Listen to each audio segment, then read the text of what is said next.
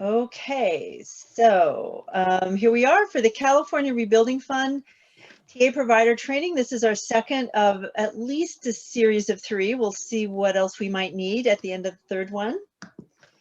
And as we just said, that I'm Susan Brown. I'll be here doing part of the training. Heidi will be, and Carolina will be stepping in, and Dan, who is our Connect to Capital Community Director, will be walking you through a live demo of the application site for the program. We did our first session of kind of training the TA providers on this program was on October 26th, and that's what we covered. And I was going to let Heidi tell you where you can find this recording. You can find this recording on our website. I just popped the link into chat. If everybody stops introducing themselves and just making sure I put it to everyone and not everybody in the meeting. Hi, Frank. Yes, we have all sorts of goodies up there. We did a fund overview, who the participating CDFIs and their service regions, eligibility requirements, and application questions. So go ahead and listen to that if you missed it. Yeah, and Heidi can keep popping that into the chat room as people arrive. But yeah, that's where you can go and do a recap if you missed the October 26th meeting. And the main thing was we went over the eligibility requirements and things like that. Okay, so what we're doing today, we're talking a little bit about what might happen anyway with people who apply and end up not getting matched. So if you went to the first session, you'll remember that people apply, and Dan will explain there's a system where they get matched up with the appropriate CDFI and then can continue on with a more in-depth application and underwriting. But there will be people applying who don't get matched, and we have a little something to say about that. Dan is going to walk us through the application screens so that you can see it. So if you're directly helping clients, you'll be able to walk through and with some knowledge about what it looks like. We're going to go over the loan product, which we didn't do last time, and a little bit about calculating, not really calculating debt and income, but certainly where to find them. And then we'll talk about what we're going to do at the next training as well. So with that, I would hand this off to Heidi and Carolina. Yeah, thanks. Just so everybody knows, when the applicants go through the application, which Dan will do in just a second, borrowers are not matched with a lender, they'll go to a page where they'll see these five logos on there, and they can go and get the resources. So there's one way, it's kind of passive, it's up to the borrower to go ahead and click through and find people. I will pop in a second our member list where people would go. We are working on receiving a list of unmatched borrowers and working on all the legal issues around privacy, so that we may be able to pass on to you. So if you're interested in receiving the leads in your area, I'll pop my name into chat, my email. You can let me know, and we're just going to gather names right now. So when I say you, I mean your organization. So that will require probably an MOU with us. And Carolina, do you want to add anything else to that? So we are working on it. That was my main point. Yeah, no, we wanted just to open this up for everybody. One of our main concerns definitely is how it is important for the small businesses that if they are applying for funds to the California Rebuilding Fund, is because they are in need of working capital or support. And if they're going to be unmatched, most likely they will need technical assistance to continue rethinking their business or just going through the process right now that so many small businesses are going in this crisis. So we want to make sure that they do have a good experience, and we want to be proactive about it. We don't want just to send them to a list of resource partners, which is perfectly fine, and they could reach out directly. But we are really considering to be a little bit more proactive on that and reaching out. And we've also heard about some of our TA partners about the importance of generating some leads and being able to support these small businesses in the process, and eventually for them to reapply or find capital either through this fund or through any other products available. So we want to make sure we're really working behind the scenes to make sure that this is possible. We are very conscious about all the confidentiality policies that need to happen to be able to do this. But at the same time that we are doing that, we definitely need to understand who from our network would be interested in receiving this list of small businesses, and if you would be able with the capacity of providing support and reaching out to them to continue working with them more in a business advising capacity.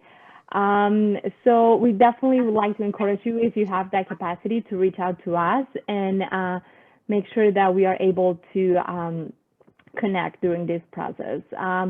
This is, again, as we were mentioning, this is one way for the participating organizations there in the California Rebuilding Fund to make sure that we are really providing a well-rounded service to the small business and that we are working together to make sure that they receive the right services and they're matched with the right partners. So please do reach out to Heidi. She's putting her email in the chat. And if you have any other questions, feel free to reach out to either one of us. And that's about it. I'll turn it over to, I believe, Susan. Yeah, thank you, Carolina. Okay, so we'll let you know as that possibility unfolds there. So I just wanted to remind you who the participating CDFIs are. That's everyone who we understand is participating, and we'll talk a little bit later about just making sure you have access to the CDFIs that are serving your region. So now what we'd like to do is turn it over to Dan Moret, who's going to walk you through the application. It's not live yet on the site, but there's the URL that you can use to see. There's still, the site is quite well built out in terms of information, even though the application isn't live yet. And I just wanted to give you a screenshot of what the site looks like, and then let Dan walk us through. Perfect. Thank you, Susan. Mm-hmm. Let me find, here we go. You guys seeing my screen? Yep. Perfect. So yeah, like Susan said, this is the landing page that we have built for the California Rebuilding Fund. It includes the loan terms with a possible calculation amount for 100,000, 50,000, 20,000, interest only for the first 12 months, and then interest and principal for the following term of the loan. For very small loans, these CDFIs are offering a 36-month option, but we imagine, just to keep monthly payments low, most applicants and most borrowers will go with the 60-month option. But just so your clients and the businesses in your communities know that there is a 36-month option for the smallest loans to just finish up the term very quickly and just move on to the rest of their business cycle. We talk about business requirements to be eligible, 50 or fewer FTEs, less than 2.5 million in revenue last year, suffered a direct economic hardship as a result of COVID, et cetera. So all of this, I'm not going to walk through it in detail, but all of this is here. And then you see pre-applications are not yet open. The pre-application that we are about to walk through will be embedded here on this page. And so there won't be anywhere else to go to for your clients. They can just go to carebuildingfund.org, or excuse me, caloanfund.org, and they can just click on the pre-application tab, and there will be an apply now button, a big red button right in the middle of this screen, and then it will open up the embedded application, and they can walk through it, or you can walk through it with them to get in queue to hopefully be considered for a loan. So the application will look like this. And so I know we've shown this briefly in the past, but we'll walk through it a little bit more in depth right now. So first question is, how much do you want to borrow? We encourage you guys to work with your clients and encourage them to read these subheads. They are really important. Bolded right here. Please read these subheads. They contain important information because we want to make sure that we're communicating effectively within, unfortunately, the parameters of the program that we have built. So I'm not able to add any questions or other things like that. So the way we are trying to streamline the process for applicants is to have them pay attention to the subheads so that we can increase their possibility of being matched. So if they ask for $500,000, they're likely not going to get matched. So it says right here, please do not request more than $100,000. So we are trying to guide them on the process to give them the best opportunity to match with one of our lenders. So in the spirit of that, I'll put in $50,000. Come on. Oh, for the love. It worked this morning. There it is. How do you plan to use your loan? We say, please select working capital. This is a working capital loan. Most of our lenders have opted into not filtering just for the working capital one, but we want to reiterate to our applicants that this is a working capital loan. We understand some businesses don't understand what working capital means, or I want to use it on payroll. I don't see payroll here, so maybe they'll select other. We are coaching all of our lenders on the platform to be as inclusive as possible, but we are still trying to make sure that folks match and have the best opportunity to match. So these subheads are important. So we'll say working capital. When do you need financing by? Please let us know the urgency of your request. So within 1 to 2 months, we'll say Dan's CAMEO test. You need to have been in business by June 30th, 2019 to be eligible. So startups are ineligible right now. Folks with a track record less than starting at before June 30th of last year are ineligible for a California Rebuilding Fund loan. Sole props, corporations, nonprofits. We'll say I'm a corporation. My industry. So here's a list of, this is just corresponds to a bunch of NAICS codes. So I say I'm a restaurant, and then I've been in business for 3+ years. Business address. This is how we are filtering appropriate applications from the geography around California, going to the lenders that are serving those communities. So I will put in, there we go.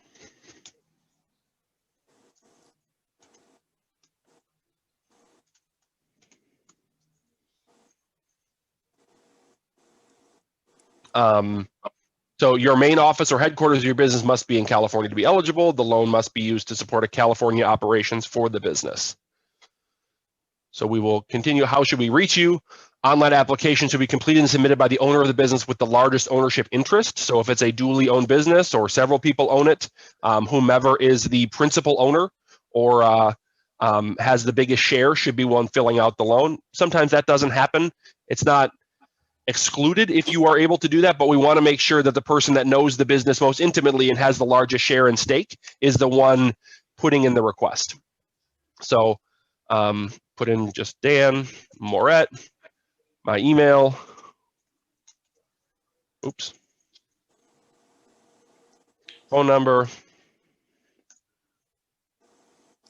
and then how they would like to be contacted. So email or phone. So I'm going to say email, and then what time. So I prefer emails in the evening because that's when I can focus on my email, whatever. So this just allows the lender to reach out at the time most appropriate for that borrower and hopefully have a better shot at connection. So what are your total revenues last year? So applicants must have realized gross annual revenues less than $2.5 million in 2019. So we'll say my restaurant made $500,000 last year. Did I earn a profit? Yes, I did earn a profit. If so, what was my profit? Applicants must have demonstrated a positive net income in 2019. So we'll say I made $50,000. Applicants must have 50 or fewer FTEs. So remember that somebody that has 75 employees or others is not going to be eligible for a loan. So we'll say 5 employees and no prior bankruptcies. Lenders are accepting businesses with prior bankruptcies. There are several of them. The one thing I do want to call out, like it says, if they are in active bankruptcy proceedings, they are not going to be eligible for a California Rebuilding Fund loan. So commercial real estate, residential real estate, this is just about collateral. So this is a secured loan. There would be a UCC filing taken out against business assets, but there isn't a specific piece of collateral that is required to access a loan. So it's a little bit of, we're trying to thread the needle to be transparent with the applicants to say, you don't need to have any one of these specific things. That said, there is going to be a blanket UCC taken out against the business assets because that's the way I believe it's the iBank. But anyway, don't quote me on that. But that's one of the requirements for the participation in the California Rebuilding Fund. So we'll just, and if somebody says none, they don't have to have any of it too. They just need to understand that a UCC would be taken. So how much revenue do I expect to make this year? This is about forecasting. So we'll say I'm expecting to make another $500,000. Do they have a business plan? It's not required to have a business plan. Some lenders like to see it, which is why we ask the question. And then about the diversity of the borrowers. So following information is required for various purposes, requested, excuse me. It is voluntary to put in. So we'll say that yes, and that I am a veteran borrower. So it's a pick list, so it does allow for the intersectionality of people's various diversity. And so if I'm a female veteran, I can pick a female veteran. So just wanted to flag that for the folks that are working with diverse communities. And then the last one is the credit score. So there's no minimum credit score, but some of the lenders are setting a credit score floor. So we'll just say that I have a 700 credit score, and that's the last question. And then our algorithm takes the inputs from the pre-application and then matches them against any of the participating lenders across the 12 that Susan showed in the slide earlier. So it's finding matches right now. This is my test system, so it takes a little bit longer just because it's on a slower server. The production application moves a lot faster than this. So I matched with Pacific Community Ventures, and here is the information about them. So they are a 22-year-old nonprofit. They would love to work with me. What's next? Review this information for your matches. If there are multiple matches, there will be multiple lenders that show up here. My address just gave me the one match, but if there are others available, you would basically see this with California Rebuilding Fund loan for Opportunity Fund, for ICA, for Main Street Launch, for Access Plus Capital, for whomever the lenders would be that applicant matches with. And then they have the opportunity to read the details about each lender and connect with whichever one they feel most called to. Dan, we have a relevant question on that. Two matches. If they can they apply for two lenders? Can they to see who gives them the money first? They can, but they will be screened out of the process. So in order to be as inclusive as possible, there's no sort of locked door on the front of Connect to Capital. So people can fill out multiple applications. We are asking you guys to help us communicate to the applicants not to do that because we are screening for duplicates across lenders. And so if you match with Opportunity Fund and with Access Plus Capital, Opportunity Fund and Access Plus Capital will be notified, and then one of them will keep the lead. The economics for this program are not outstanding for the participating lenders. And so what we don't want to have happen is them spend time and resources and taking up time in the queue to underwrite a loan only to have it go to one of the other lenders in the fund. So we are trying to be respectful of their capacity, and that also then speeds throughput for applicants to be able to match as quick as possible because they're not wasting time on folks that they're not going to end up funding. So what will happen is they will show this screen with their connections, select the product and the lender that best meets your needs and click connect. Once you connect with the lender, your information will be transferred to that organization and they will follow up with you as soon as they are able. Remember that this might take several weeks. There's going to be a lot of demand for this program and this product. So we are asking all of the people who have sort of constituencies and are stakeholders with it to continue to reiterate that this might take some time and that patience will be required. They are going to work as fast as they can to go through the queues as fast as they are able to, but with likely thousands and thousands of businesses in the queue, it just might take some time for folks to be able to get their matches reviewed by a lender, their loans ultimately funded. So the other thing I want to show you, everyone, is what it looks like when there is an unmatched borrower. Come on.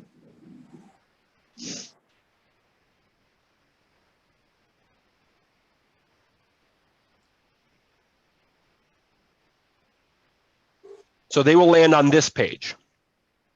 And so the unmatched folks will still be directed to other resources. And so what's next?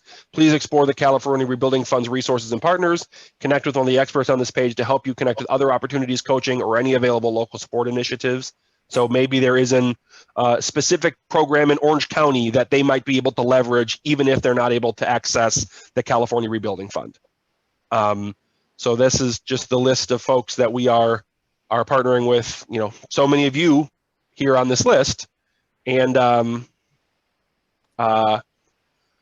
we can then have them at least have some opportunity to be served. And then per the what we were talking about earlier, Connect to Capital is still capturing the information from these unmatched borrowers. And assuming we can get the privacy concerns and the legal and sort of operational challenges worked out, we would be open to sharing the unmatched applicants with this network to be able to have you guys do some proactive outreach to those borrowers. So it's not just on them to connect with Venturize or Cameo and then get reconnected to others. And so it's just a little bit more proactive from the SBDC and TA networks to, excuse me, to be able to serve those borrowers in whatever capacity they would need. So then taking us back, yep, go ahead. Dan, does the system give anybody feedback on the reasons for their decline or unmatched? So we have match factors here.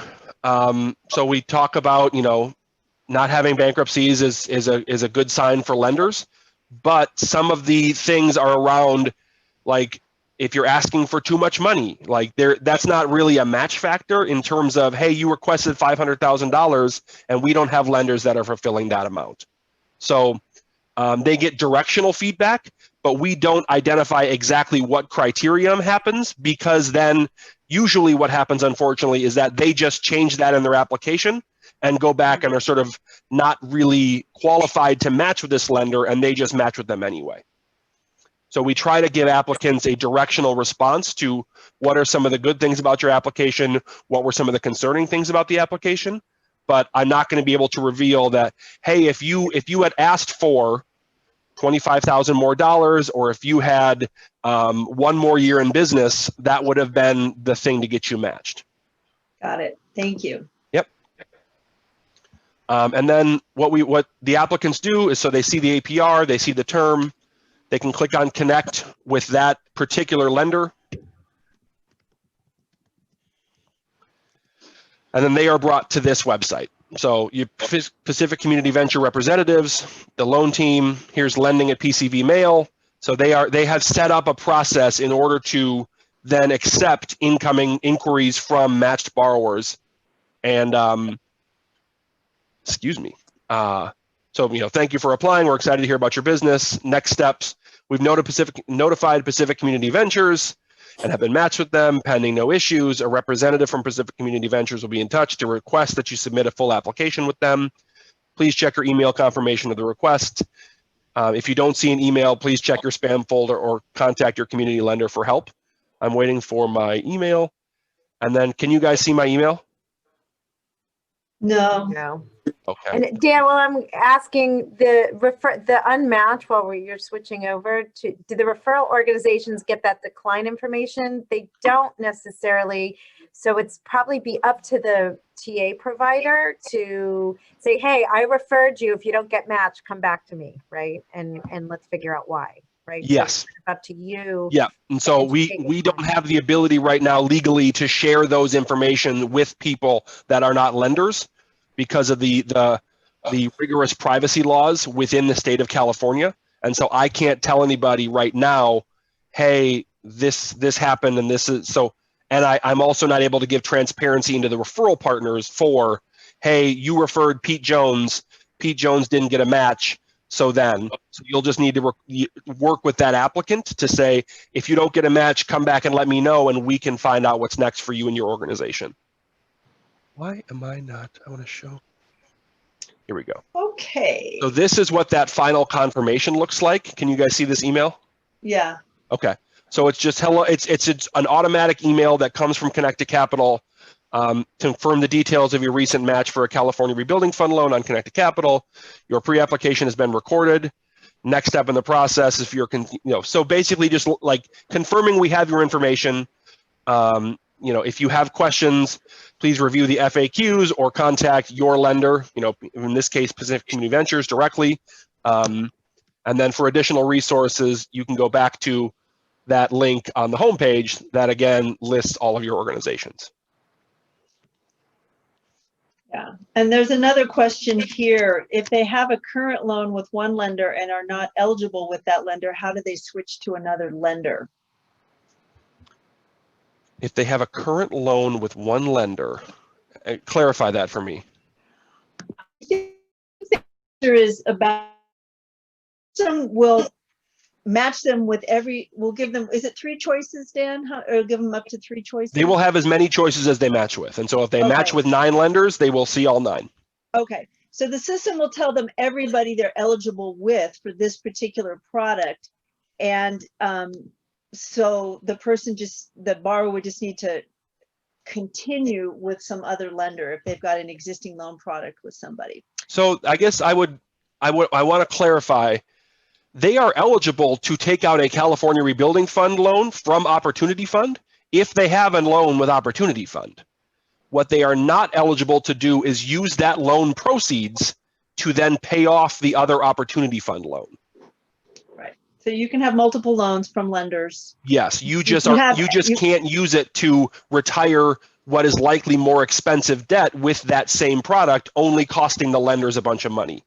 Right. So what they are allowed to do is retire high interest debt with third parties or other organizations. So if they had to go to a payday loan area, lender or something else like that, they can use that to pay off that 30, 40, 50% interest rate loan, but they just can't do it with the lender that's offering them a rebuilding fund loan. Yeah, and they're still eligible also if they have a disaster loan or a PPP loan or an SBA product, or they can have other loans. This isn't just for people with no loans. Yes, and then what Susan is going to cover is that they will the lenders will still look at things like debt to income ratio and can they support the service on this loan to make sure that it's appropriate for that business. Right. So, but simply the idea of having another debt obligation to either that lender or a different one does not make you ineligible for a California Rebuilding Fund loan.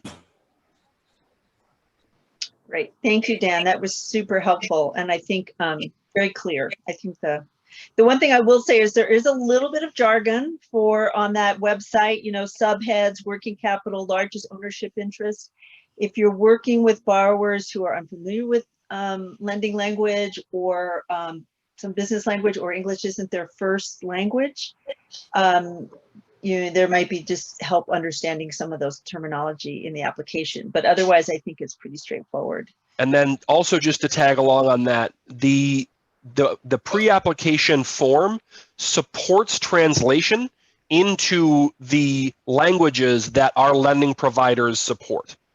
And so if they have their browser, be it Chrome, be it Google, Google Chrome or Internet Explorer or whatever else, set to automatically translate to Spanish or to, I think the other one is Chinese. I think there's a handful of languages that are in the FAQs. So those languages are supported. And so if they have a browser that automatically translates the web pages they're going to, the form will translate as well. I am not multilingual myself, so I'm not qualified to say how good the translation is.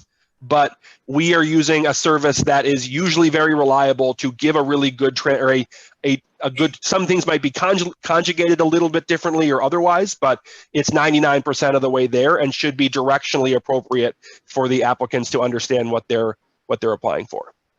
So we'll see what the word subhead is in like Korean. Exactly what the word subhead is in Japanese. I don't know. I'm not multilingual. I wish I were. But some people, even if it is in their language, may need help with the terminology. Exactly. Some of it is a little bit heavy. And unfortunately, the lawyers went to work on our otherwise more borrower accessible language. So I can only do so much. Yeah. Well, thanks, Dan. I think I'm going to start sharing my screen again because I Of course. want to provide you. Thank you so much. And if you continue to have questions about the application, Dan is available. So go ahead and type them in chat. I'm going to start sharing my screen again because I wanted to give you guys some tools when you're working with applicants to help have success, have as few unmatched applicants as possible. So let me share my screen again. Okay, so here we just went through that application. Again, here's the URL, so please make note of it. I couldn't remember it this morning, so I had to go around. Now I've saved the page, bookmarked the page, so I won't lose it. So I just wanted, there was a lot of stuff in the chat already today, like what about startups? What about high revenue businesses? This product isn't for everyone. So we just really want to keep in mind who it's for. It's for businesses that were running in 2019 and were profitable in 2019, that their 2020 revenues have not gone completely away, that they've maintained about 30% of last year's revenues, that they're still showing a positive net income in 2020, and that they have no more than one 60-day delinquency and no charge-off. So I wrote this, so in other words, they were profitable before COVID. They've maintained some of their sales and profitability this year and have maintained almost all their credit obligations. So that's just, along with some other things about the maximum loan amount and things like that, the maximum sales volume, the maximum number of employees. This product isn't for startups, it isn't for really large businesses, and it's not for businesses that have really been hit so hard in 2019 that they don't have this basic criteria for credit and sales and net profit criteria. So if you're working with clients who do not fit this profile, we really encourage you to reach out directly to your CDFIs to ask them about other products like for startups. You can go to CAMEO's member page, and I think Heidi's going to put that in chat, because all the CDFIs in California are listed there, and you can sort through and find the ones that are near you, or some are serving statewide, so that you can match up the clients you have that don't fit this profile and find other products. Most of the CDFIs that were in the state and the ones who are part of this program have a lot of other money from other pots and have other products that fit way different profiles. So this is just one tool, one capital tool for a certain slice of the market. We do we have a Northern California members meeting. It's just for Northern California on December 3rd, and there will be a sort of meet the lenders component there. And if you're really struggling to connect with CDFIs and you either have reached out and you're not succeeding or you're not quite sure how to proceed, you can contact Heidi and she will try to help do some introductions for you. Susan, I have one thing to add. If people are interested in Meet the Lenders, other than the Northern California member meeting, for the NorCal, and that's North Coast and Rural Coast, so not the San Francisco Bay Area or Sacramento. Reach out to me and say I'm interested, and we'll see what we can do about after the first of the year, putting something together. We don't have any, maybe right before the holidays, but that's a big maybe. Thank you, Heidi. So I just want to go through the product parameters. We didn't do that last time. So here's the interest rate. It's 4.25 fixed based on Wall Street Journal Prime +1. And if that changes, this might be adjusted, but for now it's 4.25%. As Dan said, the term is probably going to be 60 months with a 12-month interest only period. And there is the option for a 36-month product if somebody really wants a shorter term. And then Susan, I'm sorry. Go ahead. One thing I want to chat about the interest rate is if the prime rate is adjusted and it goes to 4.5 or whatever it would be, previously made loans won't have anything to do with that. So just make sure that the clients that have signed up and have been funded know that their rate won't escalate. It's not a variable interest rate. It is a fixed rate based on what they do when they sign. And then if it does go up, it will affect, applications going forward. Thank you, Dan. There is no prepayment penalty. So if the client's doing really well and can pay that puppy off, there's no penalties to do so. So the loan amount, there is a cap on the loan amount. It is the lesser of $100,000 or up to 100% of average revenues for a 3-month period prior to the COVID outbreak. The 3-month period can be any 3-month period from 2019 or January through March of 2020. And we're going to talk about revenue a little bit later, about where to go look for revenue numbers. So this is maybe not exactly a microloan product, but kind of a microloan product, depending on how you see it. So clients who need more money to implement something, this is probably not the best source of revenue for them. Loan proceeds. So when they say working capital, this is what it means. This is what you can tell your clients what working capital means. It includes payroll, operating and emergency maintenance, property taxes, utility, supplies. I think I'm missing some commas there. I'm sorry, rent, etc. Refinancing of existing community lender is not permitted. So you can't refinance, as Dan said, an existing CDFI loan, but high cost debt. If you happen to be working with clients with predatory loans on the books or those merchant cash advance kind of payday kind of loans, those can be refinanced. Oops, I'm sorry. I left a question mark here because I wasn't sure, Dan. Loan applicants will be required to detail anticipated use of funds when they apply, but that seems to me like more on the underwriting. Yeah, not when they apply, but when they are in the process of underwriting with the lender. Okay, thank you, because I didn't get to Dan before this meeting. So they're going to just choose from that drop-down list that Dan showed you when they do the pre-application, but when they get matched with a lender, they may have to provide a more detailed use of funds list to the CDFI they're matched with.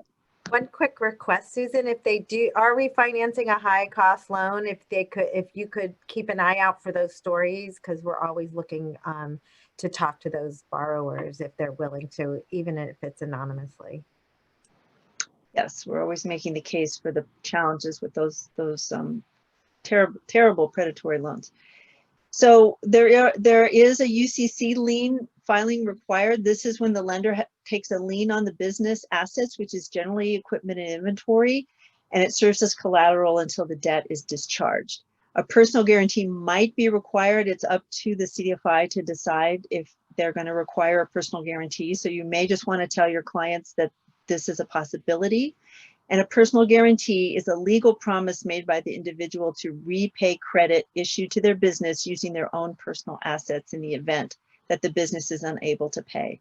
And each CDFI has its own policies about that. So there's no global policy we can tell you about how they implement or act on this particular option. But definitely this first bullet will happen, though. A UCC filing against their business assets will be part of any of these loans. And finally, fees. There are minimal fees. Third-party fees can be capitalized into the loan up to $250. These include the UCC filing fees, application fees, credit report costs, etc. And the state guarantee fees, part of this product is to be guaranteed by a state program, are covered by the fund itself. So neither the CDFI nor the borrower has to pay those state guarantee fees. Susan, I have a question, and that was sent to me.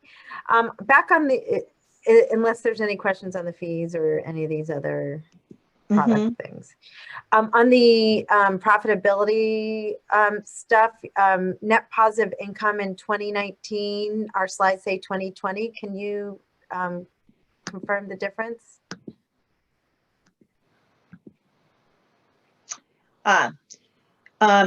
So this is, we're profitable in 2019, positive net income.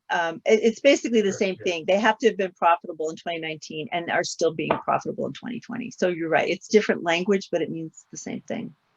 Okay. So profits in both time periods, even if the time period is less right now. Right. Exactly.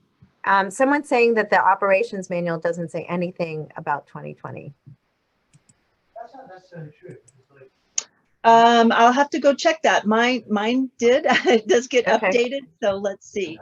I know one of the eligibility requirements is that you have to have maintained. Well, we'll confirm that, but I'm pretty sure that's the case. Do you know, Dan? Do you still have to be profitable in 2020? Not off the top of my head. I think so. I think I'm with you, Susan, but we can confirm with the fund administrators. Okay.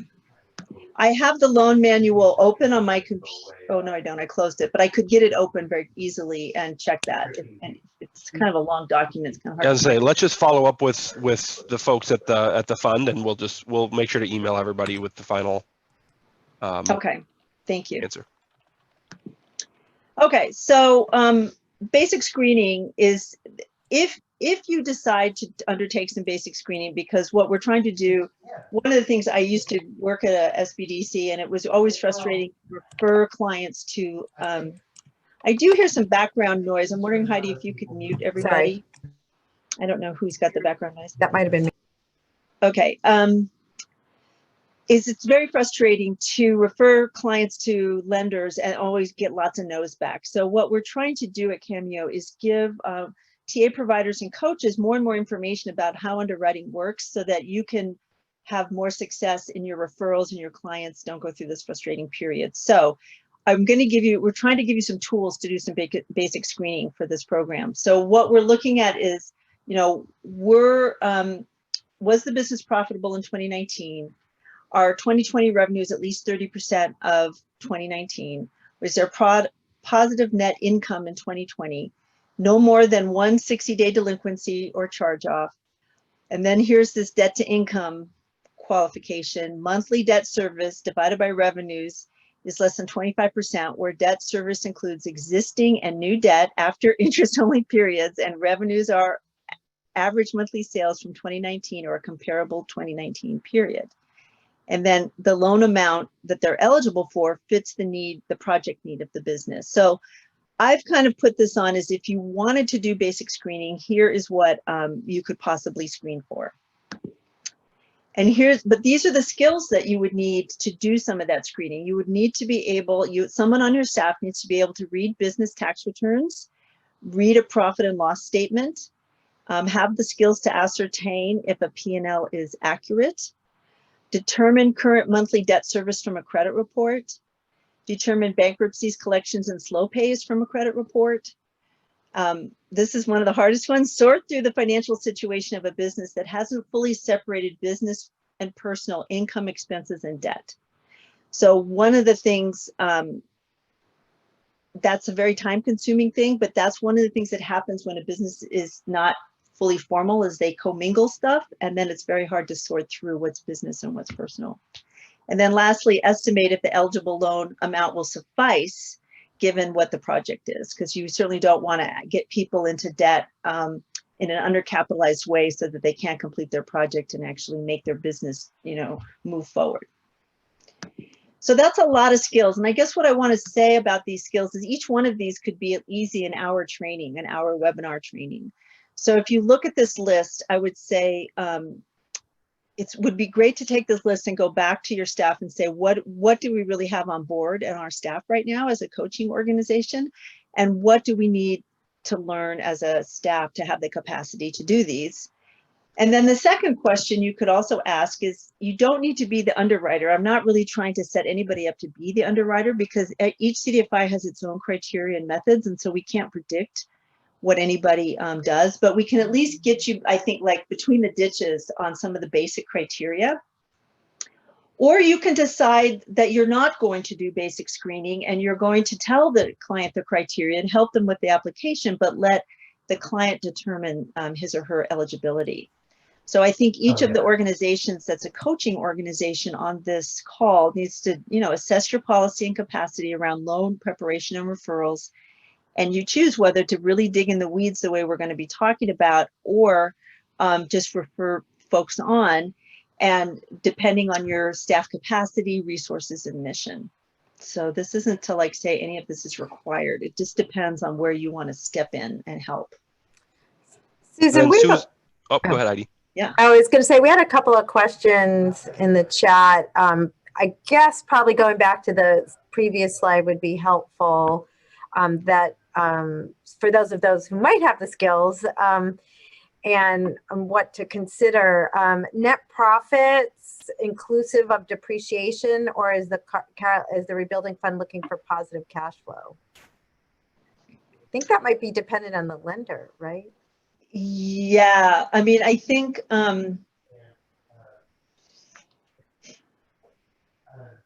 There is something, I mean, Emily might remember, Emily Gassner, there was a thing about depreciation and amortization on the calls. Do you remember, Emily, what it was? I'm sorry, I don't, but we Yeah. can Look it send up. look it up and send it in the recap Yeah. email to everybody. It was Okay. discussed, and I'm not remembering what was discussed about that. Carla put something in but it was just about the profitability. And then the manual says we can add back depreciation. Okay, there you go. Then that's the answer. Okay. And then the other one was for sole proprietorship. Should we consider personal debt of owner too? What was that? For sole proprietorships, should we consider personal debt of owner? So are we looking at global cash? No, they're not really looking at global cash. They're just looking at business revenues and business debt. So that's kind of, we're not tackling that question today, but that is a really big question. And I actually talked to the CDFIs about it a couple of weeks ago because it's kind of, it's interesting as businesses grow and get more formal, there's a really clear, bright line between business and personal. When businesses are smaller and more informal, it can be a little murky. So the CDFI said that they will be looking to sort out what's business debt and what's personal debt. But the eligibility criteria is around business debt. It's not around personal debt. Oh, so the personal debt might come into play whether or not they get the loan with the individual lender, but not the eligibility to get matched. It's not, it might, you're right. If they decide to do a global cash, yeah, but it's not an eligibility requirement. The personal debt isn't involved on the eligibility side. And then there's a question about calculating debt ratio, which I think we're going to address in the next Training. webinar. Yeah, we're not Training. getting We don't that have enough today. time today. Yeah. And then one thing I want to just tag on, Susan, is that the credit score thresholds on Connected Capital, there's no soft pull. It's an attestation. So the lenders will likely pull a credit report while they are underwriting and originating loans. But our system, so if somebody is nervous about the number of credit pulls, they can be reassured that ours is not pulling any soft credit or even hard pulls. But there's nothing in the Connected Capital system that will do that for them. Thank you. Okay. All right, so you don't need to be an underwriter. So take a breath and go back to your team and say, oh, do we want to do this, or how much do we want to do, or like where do we have the ability, the capacity, the mission to step in, and where are we just going to say, hey, this isn't where we're at right now. So I just want to like give everybody take a big breath and decide where you can step in and where it doesn't make sense for you. So, but if you want to step in, just here's some parameters. If you're looking for 2019 profits and revenues, because that's part of the question, you know, to sort through all those eligibility criteria, you're going to have to dig through, figure out where to find 2019 information. So you can do the tax returns. If you have the capacity on staff to read tax returns, you can go to the tax returns and start looking for income and expense information for 2019. We don't have time to train everybody about it today, but we could if you needed that training. So that's something you could write in chat and Heidi will pick up on it. Another option is that you can look at their bookkeeping system. There's great digital bookkeeping systems now. QuickBooks Xero, FreshBooks Wave, there's a ton of them. And you can look at 2019 and 2020 year-to-date data and see look for income and expense data that way. Of course, you have to be able to read a profit and loss statement and know what it is, and you have to ascertain if the quality is good enough to be reliable. One thing for years I was helping people with QuickBooks in the pre-online days, desktop QuickBooks, and it was kind of a rare case that people had set up their QuickBooks properly and maintained it properly, and there was a lot of setup errors and entry errors. And if you know what you're doing, you can actually look at a P&L printout and kind of go, oh, I see there's a lot of mistakes here in how it's been set up and maintained. So that's part of the job, is again, asking yourself, does our staff have the capacity to read a P&L and know if it's of a high quality or not? And the most time-consuming method is you can go through bank statements and add up income and expenses and separate business from personal. I mean, it's another way to look for data, but of course it's more tedious because you're maybe going through month by month and figuring it out. when I did ask the CDFIs participating in this program how they were going to kind of separate business and personal income and expenses, they kind of said, yeah, we're going to look at this stuff. We'll look at tax returns, we'll look at bank statements, we'll look at any bookkeeping system. And that's how they're going to sort of sort through this and see whether people are eligible based on this kind of supporting documentation.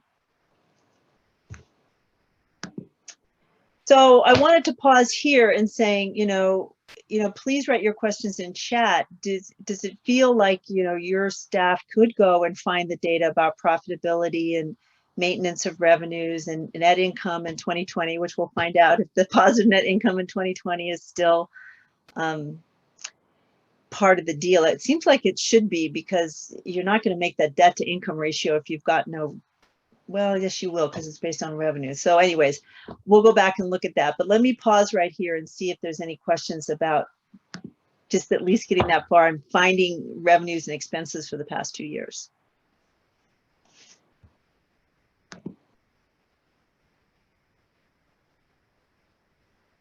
Okay, sounds like people are cool with that. All right, so I don't see any questions in chat. I think we're getting them as we went along. Okay. Yeah. Yeah, that's fine. So we only have 4 minutes left. I think have another slide or two. We can provide more training about that if you're interested, so let us know. And the next training we're going to do is we'll dig into that debt to income ratio. We'll dig into credit reports, like how to look at, how to figure out what current monthly business debt is, and how to find delinquencies and charge-offs on a credit report. And then we'll talk a little bit about whether the loan amount fits the project need of the business and just kind of ways to look at that. So that'll be our training that's coming up, and I'll let Heidi take over. Sure. We have one more question if sure. I'm going to ask while you're answering it. Unless something has changed, the manual states personal guarantees and credit checks will be required by each owner with greater than 20% ownership. The slide states might. Can you clarify? Has something changed? We know we're way past that, but is that well, that's really funny, because I was looking, the manual got updated like kind of regularly, and I was looking, I have the October 26th version, and I'm not 100% sure if that's the latest version. So I think what we need to do, because there were edits being made along the way, so maybe Dan, you and I and Emily, we can make sure we know for sure we have the latest version and figure out some of those details, because some of them were going back and forth up until even now, really was settling. Okay. So I'd like to know if October 26th is the latest version of the operations manual, or if anybody knows. So, and then Kyle popped into chat just so everybody knows the SBDC Finance Center can do all those analyses. So great. If you have a relationship with them and you don't have that capacity at your center, then, Did he pop their contact information? Yeah, Kyle, you want to put your contact information in there? And then we have a guesstimate to launch. I'll let Dan tackle this one. It's the $1 million question. Unfortunately, Gavin Newsom doesn't work for me. I live in Minnesota. So we're waiting on the governor and his team. We are really hoping to capture the megaphone of state government and really get this out into the ecosystem. So that's the hope. I just don't know. Politic and said the powers that be. Anyway, yeah, we're hoping that Gavin Newsom's going to announce it at one of his 12 o'clock meetings, right? So fingers crossed. I mean, there was some question about, like, should we just go and just try to get it out on our own self? So I don't get to make those decisions. Others who are smarter and more powerful get to make those decisions. But when we know, you guys will know. Exactly. When we know, you guys will know. So I know this is a little bit frustrating to sort of be left in limbo. I don't know any more than anybody else on the call. So my prayer is next week to do this in advance of Thanksgiving, but thought it was going to be this week. So right. I think they're trying to capture a news cycle that isn't overwhelmed by other things. So We just have a minute left, so if yeah, Heidi, why don't we just December 4th is going to be our next Train the Trainer. We'll cover the topics that Susan mentioned, credit reports and debt to income ratio, and I can't remember if there's anything else. That's enough. And so that's, for the TA organizations, and for lenders on February 19th, which is, sorry, I keep saying February, gosh, I don't know why. That's my dad's birthday. November 19th, we have a lenders meeting. We're going to talk about training. We're going to talk about managing lending risk in times of crisis. We'll also have, for those, there's probably not too many lenders in the room, but for your lending colleagues, if you don't have relationships with FDCs or need relationships with other FDCs, please feel free to. And that's around the state that. guarantee program. If you're a CDFI that has not stepped into the state guarantee program, then that November 19th session is for you. And then I said we had 2 member meetings coming up December 3rd. So if you're in Northern California, you should, that's above Sacramento and like the North Coast and rural North. And we have a Sacramento region meeting on December 8th at 3 o'clock. You can register for those. So that's our presentation today, guys. Are there any outstanding questions? We will answer some of that stuff regarding some of those. I hope, Heidi, you captured the questions we need to go look up in the manual, right? Okay. Yep. And we'll, what I can do is clean up the, based on those answers, making sure we have the most current operating manual. We can clean up the slide deck, and then we'll, when we publish it, it will make sure it has the correct information. And yeah, just be patient a day or two, probably early next week. We'll have it all up on the website, and you can share with your colleagues as well. Everybody have a lovely rest of the day and get prepared for rain. I think it's finally going to rain here in California tomorrow, Yay. hopefully. Thanks, everyone. Thank you. Bye-bye. Thank you. Okay, they have